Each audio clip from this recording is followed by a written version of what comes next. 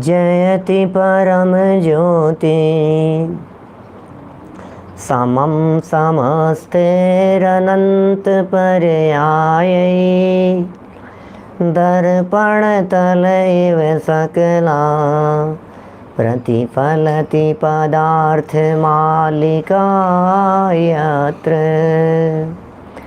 परमागमस्य बीजम् निषिद्ध जात्यन्ध सिंधुर्विधानम् सकल नय विलसितानां विरोधमथनं नमाम्यनेकान्तम् विरोधमथनं नमाम्यनेकान्तम्।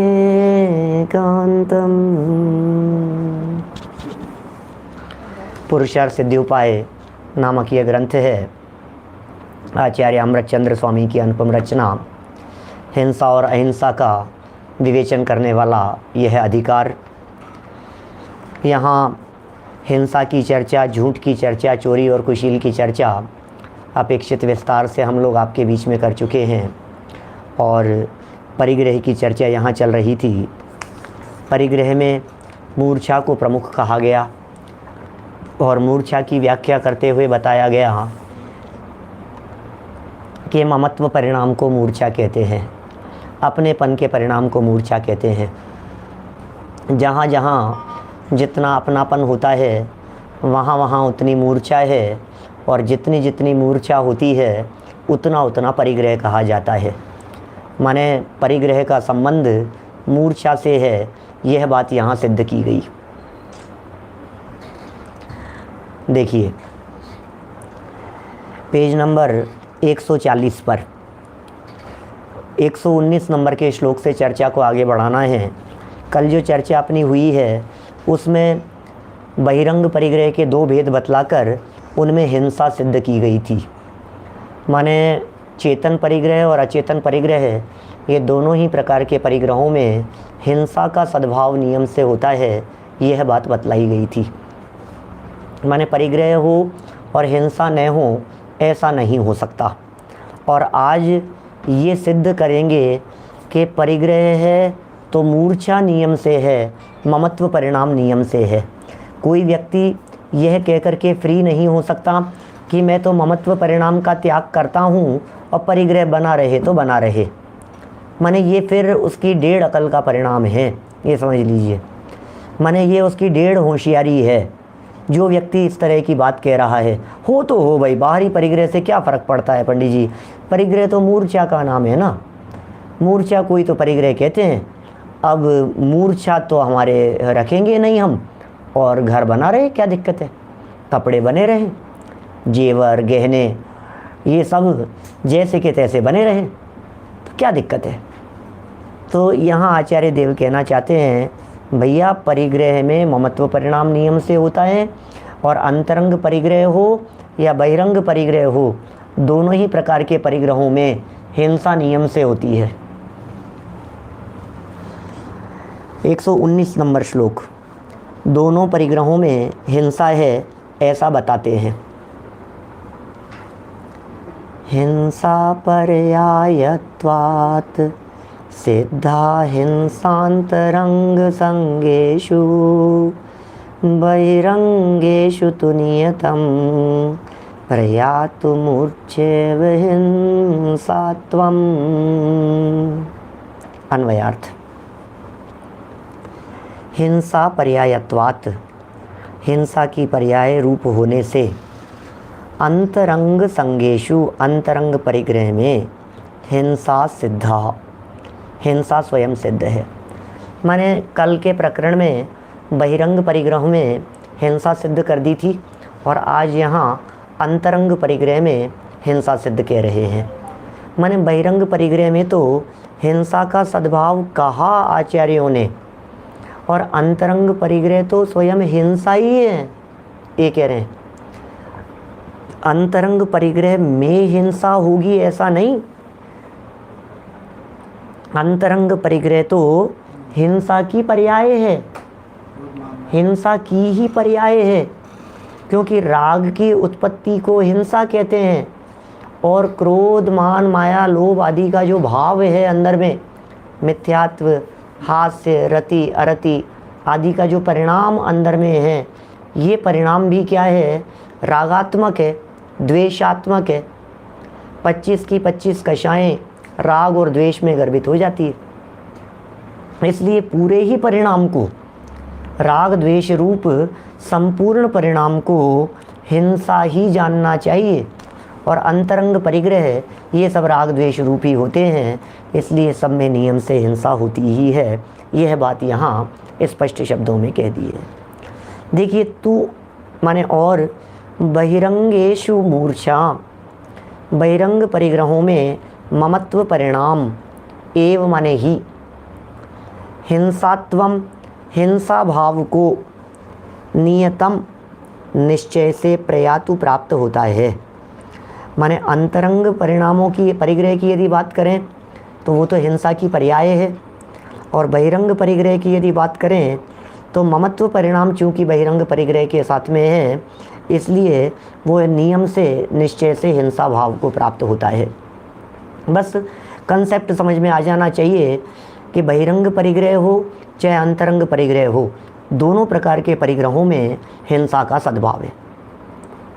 ये यहाँ इन्होंने बस सिद्ध कर दिया। अब मान लीजिए, स्वीकार कर लीजिए उस बात को, टीका में थोड़ा सा और इस विषय को खोल देंगे। भाई, परिणाम हमारे कैसे हैं, भाव हमारे किस प्रकार के हैं? बोले राग के भाव हैं। बोले हिंसा है। ये तो अंतरंग की बात हो गई, अंतर में राग का भाव है। और बहिरंग पदार्थों के साथ में बात करो तो बहिरंग किसी भी पदार्थ को उठा करके देखो, ये स्लेट है ये। अब ये जो स्लेट है, ये स्लेट बहिरंग पदार्थ है। अब इस बहिरंग पदार्थ के साथ भी हमारा ममत्व होगा।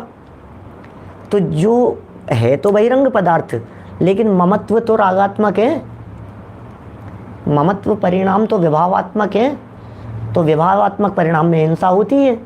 तो इस तरह से चाहे बहिरंग पदार्थ के साथ में ममत्व परिणाम हो, चाहे अंदर में ममत्व राग रूप परिणाम हो, ये दोनों ही प्रकार के परिणामों में हिंसा का सद्भाव होता है, ऐसा ये कह रहे हैं। पढ़ते हैं, देखिए टीका पढ़ते हैं, सरल बातें हैं, कुछ विशेष समझने समझाने की चर्चा नहीं हो तो व्यर्थ में रुकना नहीं चाहिए, आगे बढ़ना चाहिए, कुछ और नई बातें आगे जानने को मिलेंगी। टीका, अंतरंग संगेषु हिंसा पर्यायत्वात् हिंसा सिद्धा तो पुनः बहिरंगेषु नियतम मूर्छा एव हिंसात्वं प्रयातु। अंतरंग 14 प्रकार के परिग्रह के सभी भेद हिंसा की पर्याय होने से हिंसा स्वयं सिद्ध है। स्वयं सिद्ध है, सिद्ध करने की जरूरत नहीं है, क्योंकि हिंसा का लक्षण राग कहा था। राग द्वेष भाव को हिंसा का लक्षण कह दिया गया था, बस। और आपको ध्यान होगा, राग ज़्यादा हिंसा का कारण होता है द्वेष की तुलना में। राग को हमारे दिगंबर संतों ने मूल दुख का कारण कहा है। राग को हमारे वीतरागी संतों ने मूल कारण कहा है व्यक्ति के बिगड़ने का, विभाव भाव का, संसार परिभ्रमण का। इसलिए हमारे संत वीतरागी हैं, हमारे ग्रंथ वीतरागी हैं, हमारे परमात्मा वीतरागी है, हमारा दर्शन वीतरागी है। वीतराग सर्वज्ञ तंकर, वीतरागी हो तुम ही सर्वज्ञ हो। द्वेष की चर्चा नहीं करते हमारे यहाँ शास्त्रों में। राग के साथ में द्वेष तो गर्भित हो जाता है अपने आप। क्या द्वेष तो ऑटो गर्भित है उसके साथ में, लेकिन राग महत्वपूर्ण है। सारी दुनिया राग को अच्छा कहेगी और जिनागम ये कहेगा राग खतरनाक है। द्वेष के मूल में भी राग होता है, दुश्मनी के मूल में भी राग है। जितनी जितनी दुश्मनी होगी उसके पीछे कहीं ना कहीं राग छिपा हुआ होगा। परिवारों के बीच में हाँ, राग के बिना द्वेष होता ही नहीं है। समझ लीजिए आप, असंतुष्ट राग द्वेष को जन्म देता है। क्या बात कह दी मैंने, क्या वाक्य कह दिया? असंतुष्ट राग द्वेष को जन्म देता है। जहाँ अपेक्षा की पूर्ति नहीं होती वहाँ उपेक्षा हाथ लगती है। इसलिए यदि अपेक्षा है तो उपेक्षा का शिकार होने की संभावना है। इसलिए अपेक्षा मत रखो, माने राग मत रखो, तो उपेक्षित नहीं होएंगे और उपेक्षा नहीं करेंगे। राग की पूर्ति नहीं हुई, राग भाव की पूर्ति नहीं हुई, वो राग ही द्वेष में बदल गया। हमने काम कराना चाहते थे, ये हमारा लोभ था, ये राग था, वो काम पूरा नहीं हुआ तो वो हमारा लोभ रूप राग द्वेष में बदल गया, नाराज़गी में बदल गया, गुस्से में बदल गया, क्रोध में परिवर्तित हो गया। तो लोभ की पूर्ति नहीं होना क्रोध का कारण बन जाती है। लोभ राग रूप कषाय है और क्रोध जो है वो द्वेष रूप कषाय है। तो इस तरह से राग को द्वेष का जनक कहा गया और आत्मा में राग परिणामों की उत्पत्ति को हिंसा कह दिया गया। ये तो सैद्धांतिक परिभाषा बतला दी थी, सिद्धांत में ही ये बात कह दी। आत्मा में राग परिणामों की उत्पत्ति, उत्पन्न होना, राग परिणाम उत्पन्न हुए, कह दिया हिंसा है, बस। तो अब बतलाइए मिथ्यात्व भाव क्या है? बोले मोह ही तो है। फिर हास्य, रति, अरति, शोक, भय, जुगुप्सा, स्त्रीवेद, पुरुषवेद, नपुंसकवेद, क्रोध, मान, माया, लोभ, बोले सब राग और द्वेष में गर्भित हो गए हैं। तो बोले ये तो परिग्रह हैं, ये जो 14 नाम आपने बोले हैं ये तो परिग्रह हैं। तो आचार्य देव कह रहे हैं कि बोले ये जो भी परिग्रह हैं ये सब पर्यायवाची तो हिंसा के ही हैं। भाई ये जो 14 प्रकार के परिग्रह कहे हैं, ये 14 प्रकार के परिग्रह है तो हिंसा की पर्यायवाची। माने सब भेद तो उसी के हैं। माने गुस्सा करो चाहे मायाचारी करो चाहे छल कपट करो, इन सब को हिंसा रूपी है। इसलिए तो स्वयं सिद्ध है हिंसा। अंतरंग परिग्रह में हिंसा स्वयं सिद्ध है, हिंसा की पर्याय होने से। और कि नहीं साहब, अंतरंग की तो समझ में आ गई, बहिरंग की बात बतलाओ आप। तो कहते हैं और बहिरंग परिग्रहों में ममत्व परिणाम ही हिंसा भाव को निश्चय से प्राप्त होता है। अब बहिरंग परिग्रहों की बात करो तो बहिरंग परिग्रह है क्या वास्तव में, जब तक आपका उसके प्रति अपनापन नहीं है। और ये अपनापन ही तकलीफ का कारण बन जाता है। नहीं कहते हैं हम ऐसे छोटे छोटे से एग्जाम्पल दे करके, आपके हाथ से कोई चीज़ गिर गई, यहाँ रखा हुआ, रिकॉर्डिंग के लिए फ़ोन रखे रहते हैं। अभी तो प्रवचन समाज में नहीं हो रहे हैं ना, बंद की वजह से। तो जब समाज में प्रवचन करते हैं तो 2-4 मोबाइल सामने रिकॉर्डिंग के लिए लोगों के रखे रहते हैं। और एकदम अचानक क्या हुआ, हम ऐसे ग्रंथ को आगे पीछे खिसका रहे थे और कोई एक मोबाइल धड़ाम से नीचे गिरा। क्या अब किसके झटका लगेगा बताओ, किसको तकलीफ होगी? मोबाइल के टुकड़े हुए। हमने कहा यार ये किसका इसके ये मोबाइल के टुकड़े टुकड़े हो गए। और एकदम जिसका था उसको झटका लगता है, जिसका ममत्व परिणाम उसके साथ में फैला पसरा हुआ होता है उसे तकलीफ होती है। हमने प्रश्न किया, बोलो महावीर जी आपको कितनी तकलीफ है? तो हम कहेंगे बिल्कुल नहीं है। मैंने कहा देखो वीनू भाई का मोबाइल और आपको बिल्कुल तकलीफ नहीं है। ये है स्वार्थ दशा। माने जगत में जिस पदार्थ के साथ में अपनापन होता है वही पदार्थ परिग्रह कहलाता है। तो बहिरंग परिग्रह के अंदर मूर्छा है, ममत्व परिणाम है। अब चूंकि ममत्व परिणाम शामिल हो गया बहिरंग परिग्रह के साथ में भी, इसलिए वो भी हिंसा हो गया। मैं समझता हूँ कंसेप्ट क्लियर हो गया होगा। अंतरंग परिग्रह तो हिंसा का पर्यायवाची है और बहिरंग परिग्रह ये मूल में ही हिंसा है। नहीं सॉरी, अंतरंग परिग्रह हिंसा का पर्यायवाची है, मूल में ही हिंसा है। और बहिरंग परिग्रह के साथ में चूंकि ममत्व परिणाम है इसलिए वहाँ हिंसा सिद्ध हो जाती है, निश्चय से सिद्ध हो जाती है। देखिए टीका पढ़ी क्या अभी अपन ने? ये टीका ही पढ़ी है ना। अंतरंग 14 प्रकार के परिग्रह के सभी भेद हिंसा की पर्याय होने से स्वयं सिद्ध ही है। बहिरंग परिग्रह में निश्चय से ममत्व परिणाम है, वह हिंसा को प्राप्त होता है। भावार्थ पढ़ते हैं, देखिए अंतरंग परिग्रह जो मिथ्यात्वादी 14 प्रकार का है, अंतरंग परिग्रह, वह जीव का विकारी परिणाम है, विभाव भाव है, इसलिए वह हिंसा ही है। क्या जो भी परिग्रह था, अंतरंग परिग्रह, जितने भी विभाव भाव थे, ये सब विकारी भाव थे, इसलिए हिंसा ही है भैया। विकारी भावों की वजह से उनको हिंसा ही जानो। परंतु वो तो डायरेक्ट हिंसा हो गए, परंतु बाह्य वस्तु में भी निश्चय से ममत्व परिणाम है। अब ये कह रहे हैं बाह्य वस्तु है, अब सिद्ध कर रहे हैं ये कि बाह्य वस्तु में नियम से ममत्व परिणाम होता है। क्या ऐसा नहीं हो सकता कि बाह्य वस्तु में ममत्व परिणाम नहीं होगा ही नियम से।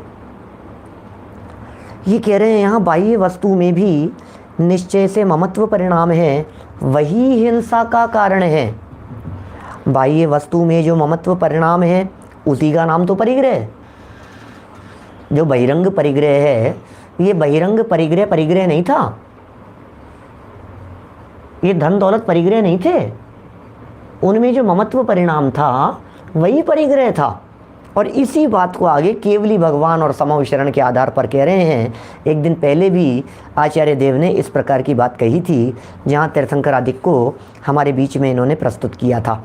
अरहंत अवस्था में कारमाण शरीर, नौकर्म शरीर, ध्यान होगी आपको ये चर्चा 114 नंबर श्लोक में की थी चर्चा। अरंत भगवान के, भाई साहब नौकर्म है अरंत भगवान के कारमाण वर्गणाओं का ग्रहण हो रहा है, तो फिर ग्रहण हो रहा है तो उनके परिग्रह भी मानना पड़ेगा। और फिर वहाँ ये कहा था कि भैया अरंत भगवान के भले ही नौकर्म है, अरंत भगवान के भले ही कारमाण वर्गणाओं का ग्रहण हो रहा है, लेकिन उसके बावजूद भी अरंत भगवान परिग्रह ही नहीं है। सेम थिंग यहाँ कह रहे हैं समविचरण आदि विभूति के संदर्भ में। छत्र चमर वामंडल भारी, ये तो प्रातिहार्य मनहारी, ये किसके हैं ये? आपको पता है ऋषभ देव का समविचरण कितना बड़ा था? और 12 योजन का। ओहो। और महावीर भगवान का समविचरण कितना बड़ा था? महावीर भगवान का समविचरण 1 योजन का। अच्छा, ऋषभ देव स्वामी के गणधर कितने थे? 84, 84। और महावीर भगवान के कितने गणधर थे? 11। और पार्श्वनाथ भगवान के कितने थे? 10। तो अब ये उनके थे, उनके साथ में कितने राजाओं ने दीक्षा ली थी? तो हमें ऐसा लगता है जैसे उनकी चर्चा चल रही हो। महावीर भगवान का समविचरण 1 योजन का, आदिनाथ भगवान का समविचरण 12 योजन का। अरे भाई, समविचरण किसका होता है? अष्ट प्रातिहार्य, उनके शरीर की काया, इतना उन्नत उनका तन। तो ये जो बात कही जा रही है, यह बात ये बाह्य विभूति के संदर्भ में कह रहे हैं। परंतु आचार्य देव कह रहे हैं परंतु ममत्व परिणाम बिना परिग्रह नहीं है। क्या ज्ञानी के परिग्रह नहीं होता? भाई साहब, आप तीर्थंकरों की बात कर रहे हैं। समविचरण किसकी विभूति है? समविचरण किसका वैभव है? समविचरण में कौन फैलता पसरता है? समविचरण में ममत्व बुद्धि किसकी होती है? किसी की नहीं है, पर वस्तु है। हो तो सौधर्म इंद्र की हो, कुबेर की हो तो हो, उनके द्वारा की गई रचना है। लेकिन बड़ी गजब की व्यवस्था है, भले ही सौधर्म इंद्र के निर्देशन में कुबेर के द्वारा समविचरण बनाया जा रहा हो, लेकिन उसके बावजूद भी बिना तीर्थंकर प्रकृति के उदय में आए न तो सौधर्म इंद्र यह कार्य का निर्देश दे सकता है और न कुबेर समविचरण की रचना कर सकता है। ऐसा जगत का स्वरूप है। बोलो, 20,000 सीढ़ियाँ, 8 भूमियाँ, फिर एक भूमि में 8वीं भूमि में जाकर के वहाँ 12 सभाएँ, फिर उनमें गंधकुटी की रचना, 3 कटनियाँ हैं, ऊपर कमल से ऊपर सिंहासन पर अधर विराजमान तीर्थंकर परमात्मा, सर पर 3 छत्र, पीछे भामंडल, चंवर ढोते हुए देव। ये सब किसका परिग्रह? 64 परिग्रह ढोले जा रहे हैं सब। चक्रवर्तियों के ऊपर 32 वो ढोले जाते हैं चंवर, आपको मालूम है? चक्रवर्तियों के 32 और तीर्थंकरों के 64 चंवर ढोलते हैं। मतलब ये उनकी शोभा है, उनकी महिमा करने वाले लोग होते हैं इस तरह से। अब 64 चंवर ढो रहे हैं, वहाँ ऊपर दिखाई दे रहे हैं, तो लगता है भाई ये उनका होता होगा। परंतु कह करके पासा बदल दिया, परंतु कह करके बात सिद्ध कर दी, ममत्व परिणाम बिना परिग्रह नहीं है। अथवा यदि कोई परिग्रह को अंगीकार करके, अब ये मार्मिक बात जो क्लाइमैक्स है समझ लीजिए इस टॉपिक का, क्या कह रहे हैं, कोई व्यक्ति दुनिया में इन बातों को सुनकर, इन बातों को समझ करके मूंछों पर ताव दे करके कहता है मज़ा आ गया यार, ममत्व नहीं है भैया अपने, तो घर पे दादागिरी मचाता है, पत्नी बच्चों पर हाथ उठाता है और कहता है मेरा कोई ममत्व नहीं है इनके साथ में, इनके साथ में मेरा कोई अपनापन नहीं है, ये दादागिरी मचा रखी है, और कहता है ममत्व नहीं है मेरा इनके साथ में, अपने तो कोई फ़र्क नहीं पड़ता है यार, घर टूट जाए तो टूट जाए। बदमाशी करने वाले, शैतानी करने वाले, जो हुड़दंगी करने वाले जो बच्चे होते हैं ना घर में, कुर्सी तोड़ देंगे, कुछ तोड़ देंगे, फिर क्या फ़र्क पड़ता है, और आ जाएगी, अपना क्या है, अपनी तो नहीं है, अपना तो ऐसा प्रदर्शन करेंगे जैसे हमारा तो इनके प्रति ममत्व ही नहीं है, ये हमारी नहीं है। अरे दादा यार क्या आपके ज़माने की, पुराने ज़माने की हम नहीं लेकर के आएंगे, अरे यार पापा यार हम ऐसे, आजकल के ज़माने में इस तरह की बहुत दिखते हैं सारे दुनिया भर में ऐसी बातें करने वाले। तो मेरा कहने का मतलब ये है, इन बातों को पढ़कर उनकी मान्यता और अधिक दृढ़ हो जाती है, अरे क्या दम है, हमारा अपनापन नहीं है, हम तो डिटैच होकर के रहते। आज के समय में डिटैचमेंट सिखाने की ज़रूरत नहीं है परिवारों में, आजकल के समय में तो मुझे घर परिवारों में लोग ऐसा कहते हैं, पंडित जी आप अटैचमेंट सिखाओ, डिटैचमेंट कहाँ सिखाने लग गए, क्या डिटैच तो अपने आप ही हो रहे हैं। बच्चों का माँ बाप के प्रति अपनापन नहीं है, भाइयों का भाइयों के प्रति नहीं है, आपस में पति पत्नी में नहीं है, ये डिटैचमेंट तो अपने आप ही है।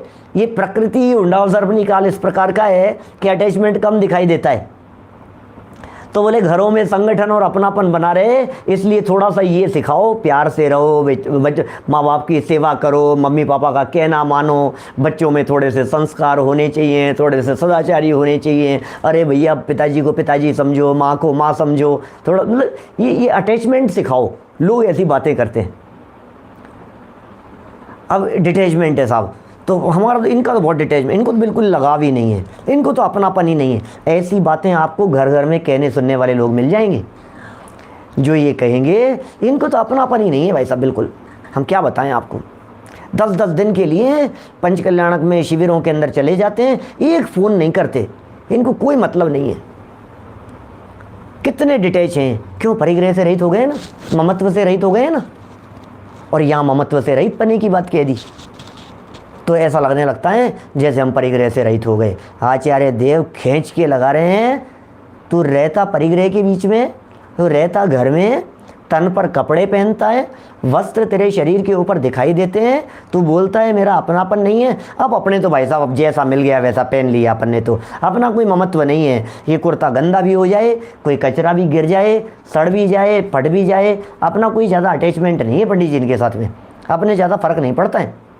अपने महंगी से महंगी चीज़ भी यदि मेरे साथ यदि टूट जाती है ना घर में, तो मैं ज़्यादा प्रभावित नहीं होता।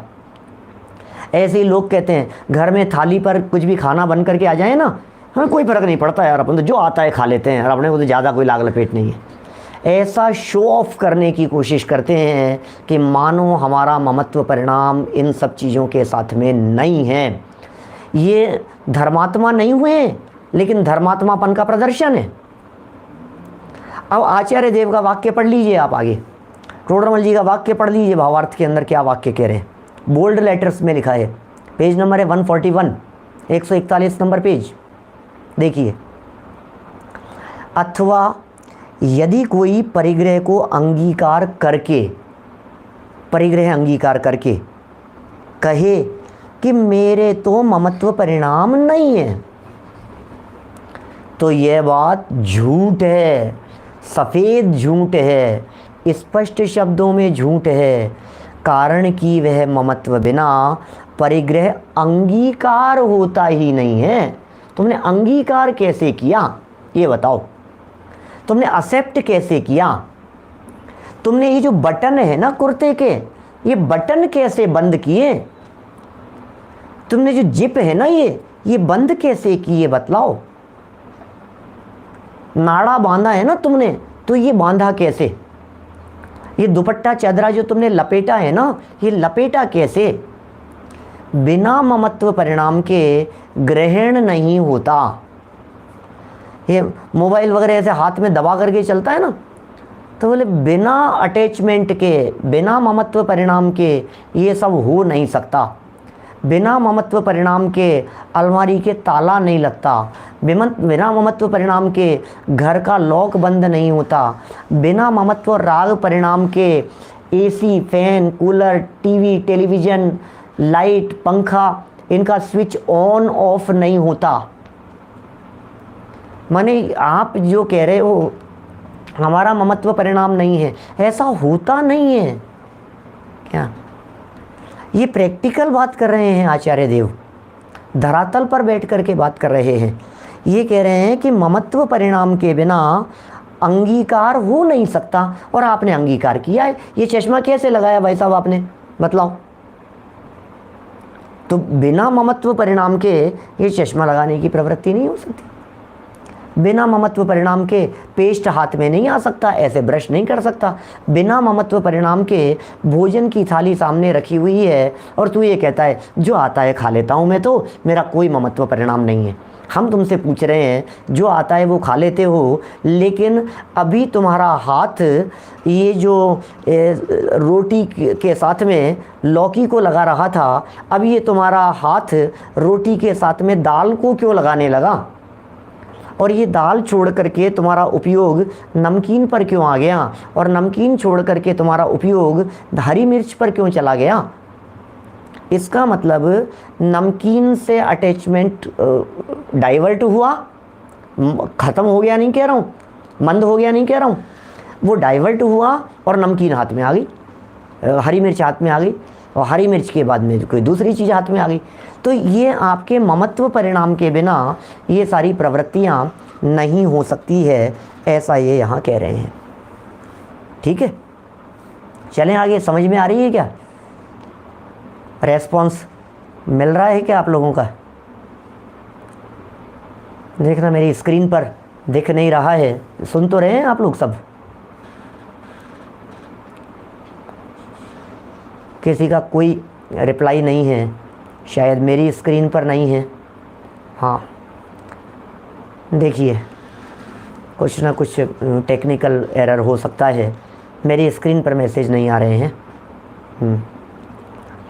देखिए प्रश्नोत्तर आगे, नहीं प्रश्नोत्तर के पहले भी 2 लाइन रह गई है।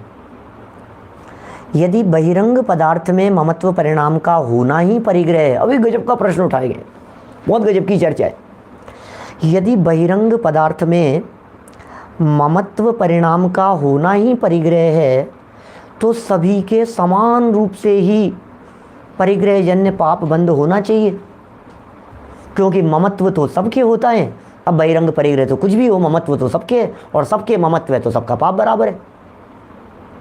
प्रश्न समझ में आया क्या भाई? किसी के पास में बड़ी हवेली हो चाहे किसी के पास में कम हो, किसी के पास में संपत्ति ज़्यादा हो चाहे किसी के पास में नहीं हो, हमारा आपसे ये कहना है कि ये सब हो चाहे नहीं हो, लेकिन ममत्व तो सबके है। किसी के पास में एक कुर्ता था और किसी के पास में लाइन लगी हुई थी, तो ममत्व तो सबके है। और बोले ममत्व से पाप लगता है, तो सबके समान पाप लगना चाहिए, सबका पाप भी एक जैसा हो गया, क्योंकि संपत्ति से तो फर्क पड़ नहीं रहा है। बात तो ममत्व की थी, तो ममत्व तो चक्रवर्ती के भी है, और ममत्व तो हमारे भी है, और ममत्व तो माननीय नरेंद्र मोदी जी के भी है, ममत्व तो मुख्यमंत्री जी के भी है, ममत्व तो मिनिस्टरों के भी है, ममत्व तो हमारे शर्मा जी के भी है, ममत्व तो हमारे कासलीवाल जी के, ब्राह्मण हिंदू मुसलमान सबके हैं ममत्व तो बोले ममत्व से पाप लगता है, परिग्रह से नहीं लगता है, बहिरंग परिग्रह से। और ममत्व तो है तो फिर एक जैसा लगना चाहिए। अब क्या कहना है आपका, बोलो? अब जब ममत्व की बात कह रहे हैं और ये कह दिया कि एक जैसा लगना चाहिए, अब क्या जवाब होगा? तो फिर आचार्य देव कह रहे हैं प्रश्नोत्तर के माध्यम से एक सुंदर चर्चा उठाई है और सुंदर समाधान किया है। भैया ऐसा नहीं है, आप गलत समझ रहे हो। हर व्यक्ति का ममत्व अलग अलग है, हर व्यक्ति का अटैचमेंट अलग अलग है।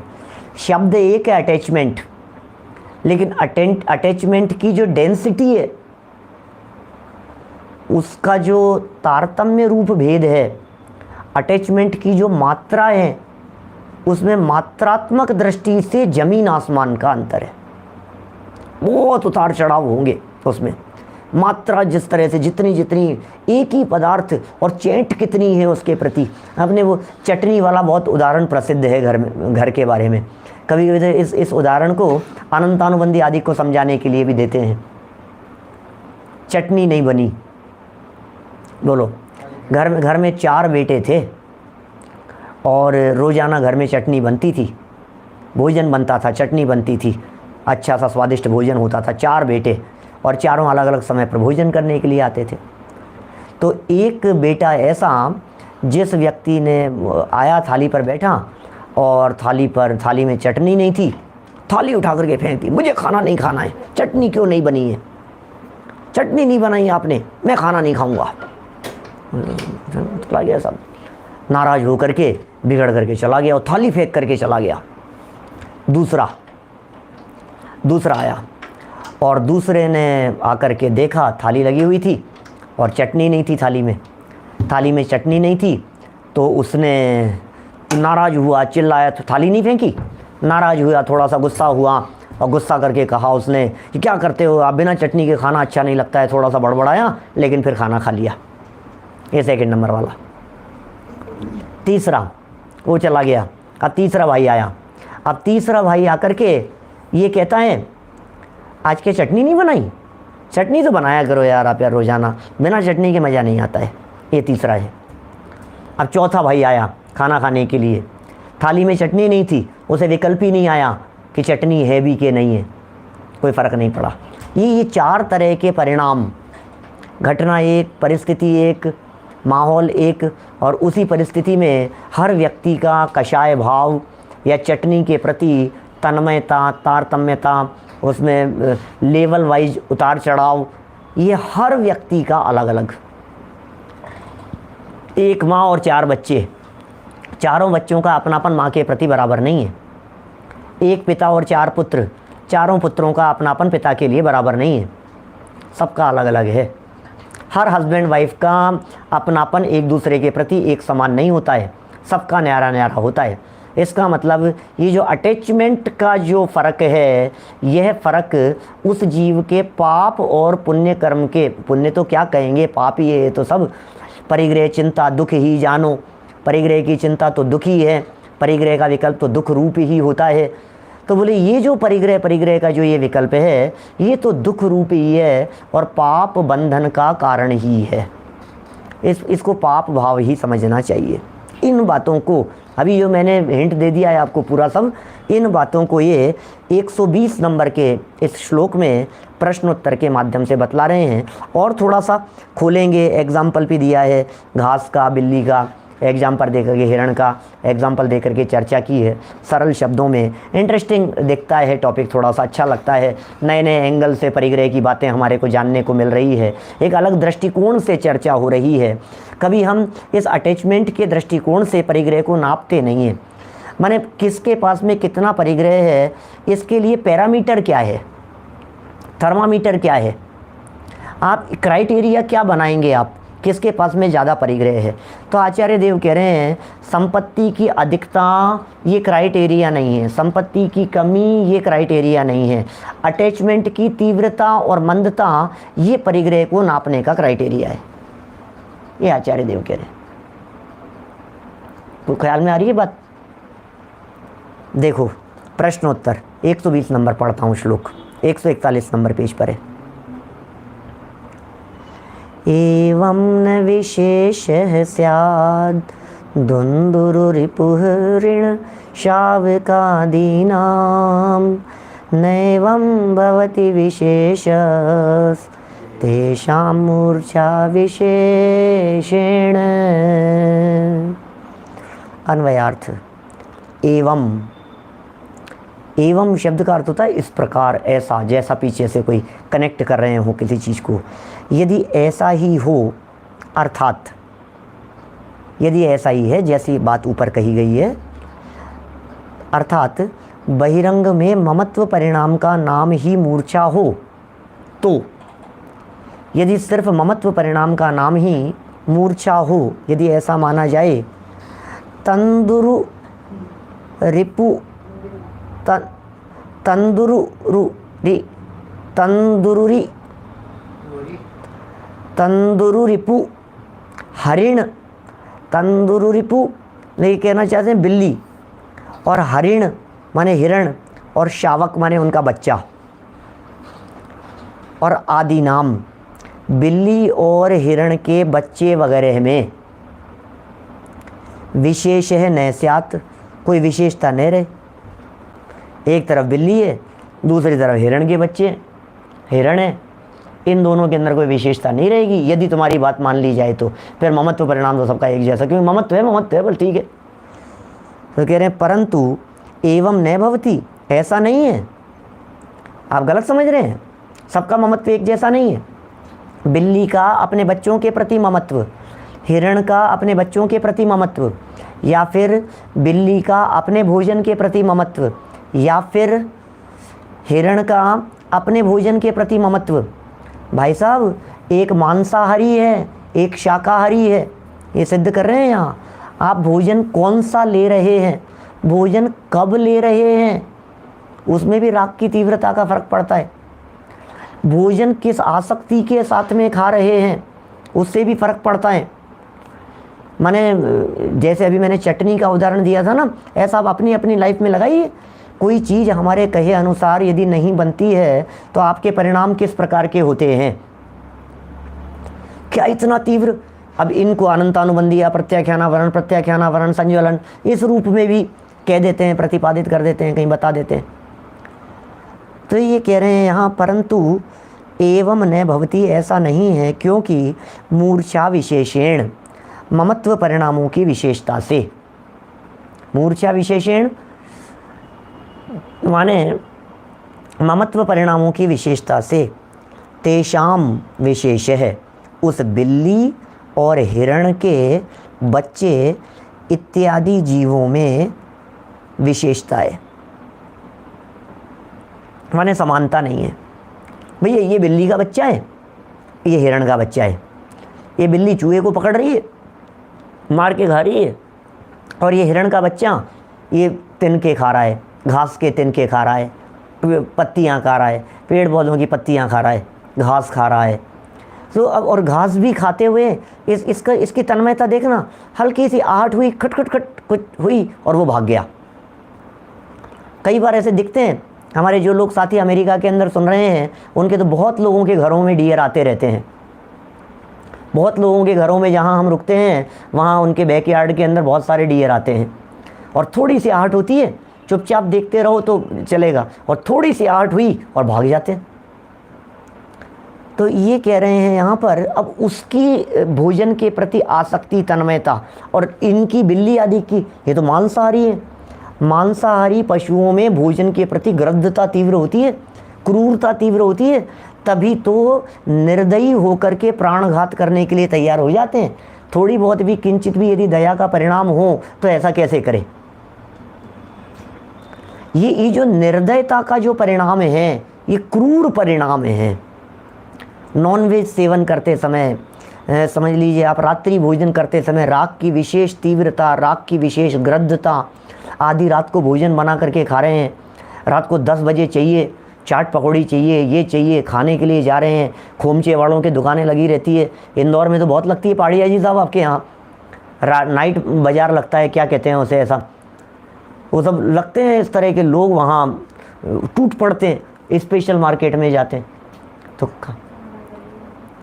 खाना गली है, ऐसा क्या क्या नाम है सब, ऐसे रात को 12-12, 1-1 बजे तक किस लिए जा रहे हैं सब, पार्टी चल रही है, पार्टी के लिए जा रहे हैं। अरे तुम फुर्सत तुम्हारे को देखो तो सही, ज़िंदगी नरक बना रखी है।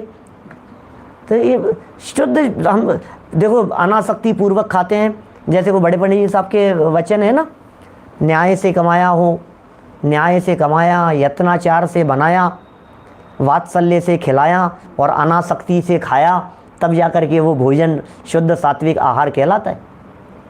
4 बातें शामिल करते हैं, बड़ा सुंदर वाक्य है उनका। क्या क्या? न्याय से कमाए धन से बनाया हुआ होना चाहिए, न्याय से कमाए हुए धन का होना चाहिए, और यत्नाचार से बनाया होना चाहिए। कमाया पहले न्याय से, फिर बनाया यत्न से, सावधानी से, और फिर खिलाया वात्सल्य से, बहुत प्रीति से, और लेकिन खाने वाले ने, 3 भी हो गया, अब चौथा कहते हैं खाने वाले ने खाया अनासक्ति से, तब तो बोले निर्दोष आहारचर्या है। अब अपने आप को टटोलने की कोशिश करें अपन, क्या कि हम क्या चीज़ कैसे खा रहे हैं और कितना अटैच कितना डिटैच होकर के उस चीज़ का सेवन कर रहे हैं। इस बात को गहराई से सोचें, देखें, जानें। देखिए टीका पढ़ के पूरी करते हैं इस बात को। यदि एवं तरहि तुंदुरु रिपु हरिण शावकादीनाम विशेष न एवं न भवति तेषां मूर्छा विशेषेण विशेषे भवति। यहाँ कोई शंका करता है, यदि बाह्य पदार्थ में ही ममत्व परिणाम हिंसा का कारण है, सिर्फ ममत्व परिणाम हिंसा का कारण है, और वह ममत्व परिणाम सामान्य रीति से सभी जीवों के होता है, क्योंकि ममत्व तो सबके है। एक बच्चा होता है ना, छोटा बच्चा, 6 महीने का बच्चा गोद में है आपकी, आप उसको थोड़ा सा ऐसे झुकाओ गिराने के लिए, वो आपको कस के पकड़ लेगा। 6 महीने का बच्चा है अभी, आप कहोगे इसको काहे का मोह है, ये क्या समझता है, इसको क्या अकल है, लेकिन आप उसे गिराने की कोशिश करें, झुकाने की कोशिश करें, आपको कस के पकड़ लेगा वो। इसका मतलब उसके अंदर में भी ममत्व परिणाम बराबर कूट कूट कर भरा हुआ है। 6 महीने के बच्चे गोदी पहचानते हैं किसकी गोद में है, शक्ल पहचानते हैं, शक्ल देख करके रोना शुरू कर देते हैं, किसी को देख करके डरना शुरू कर देते हैं। सब बराबर कशाएं भाव सब जीवों के जीवन में साथ साथ में युगपत दिखाई देता है। तो ये कह रहे हैं यदि ऐसा हो, वह ममत्व परिणाम सामान्य रीति से सभी जीवों के होता है, अतः सभी जीवों के समान पाप होना चाहिए। भैया फिर पाप भी सबके एक जैसा लगना चाहिए, ख़त्म करो कहानी। हर जीव परिग्रही है, हर जीव के मन में ममत्व परिणाम है, सबको एक जैसा पाप लगता है।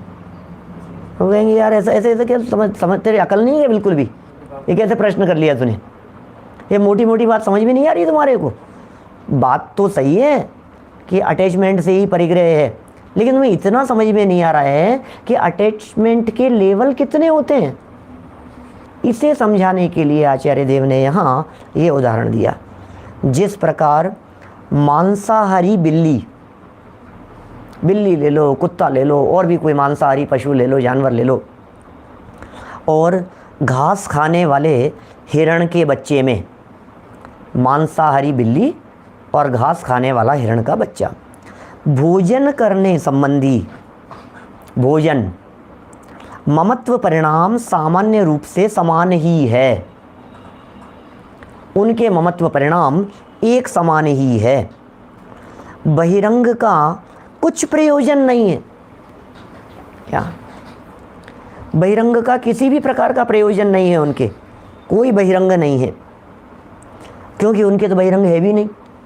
अब ये बिल्ली और हिरण की बात करके कहना चाह रहे हैं, अब इनके कौन से महल मकान है, कौन से जेवर है, गहने हैं, कुछ भी तो नहीं है इनके कौन से लंबी चौड़ी फैक्ट्रियां हैं हिरण के और बिल्ली वगैरह के, इनके तो कुछ भी नहीं है। तो फिर इनके परिग्रह क्या हैं? बोले बच्चों के प्रति ममत्व, भोजन के प्रति ममत्व, यही इन सबके दिखाई देता है, इन प्राणियों के। बहिरंग का कुछ प्रयोजन ही नहीं है उनके। तो उसका समाधान करते हुए यहाँ आचार्य देव कह रहे हैं, देखो क्या बात कह रहे हैं। इसके उत्तर में आचार्य देव कह रहे हैं, उससे कहते हैं कि बात वास्तव में ऐसी नहीं है जैसी तुम समझ रहे हो। तुमने जो समझ लिया है ना, एक्चुअल में ऐसा नहीं है, तुम बहुत बड़ी गलतफहमी में हो। बिल्ली और हिरण के बच्चों के संबंध में भी विशेषता है। बिल्ली और हिरण के बच्चों के संबंध में, माने उनके बच्चों की बात करो तो उनमें भी विशेषता है, समानता नहीं है, एक समान भाव नहीं है उनके। क्योंकि बिल्ली के बच्चे तो मांस खाने के तीव्र परिणाम हैं, बिल्ली के बच्चे के तीव्र परिणाम हैं, मांस खाने के परिणाम हैं, क्रूरता के परिणाम हैं, हिंसा के परिणाम हैं। और हरिण के बच्चे के, हिरण होता है ना, हिरण शब्द, हरिण देखा, हिरण हरिण, ही मात्रा ही पर आनी चाहिए। हाँ, हिरण के बच्चे के घास खाने के मंद परिणाम है। अब देखो, एक का बहुत मंद परिणाम, एक का बहुत तीव्र परिणाम, तो ये परिणामों की तारतम्य रूपता है। बस ममत्व की विशेषता अधिकताहीनता से ही विशेषता होती है। जिसके ममत्व ज़्यादा होता है उसके परिग्रह ज़्यादा कहलाता है, अर्थात उसके पाप भी ज़्यादा लगता है। जिसके परिग्रह, या समझ लीजिए जिसके ममत्व कम होता है उसके परिग्रह कम कहलाता है और उसके पाप भी कम लगता है। तो इस तरह से जो समझ लीजिए आप ममत्व परिणामों के बेस पर ही परिग्रह का संबंध बतलाया गया। बाह्य परिणामों में नियम, बाह्य परिग्रह में नियम से ममत्व परिणाम होता ही है।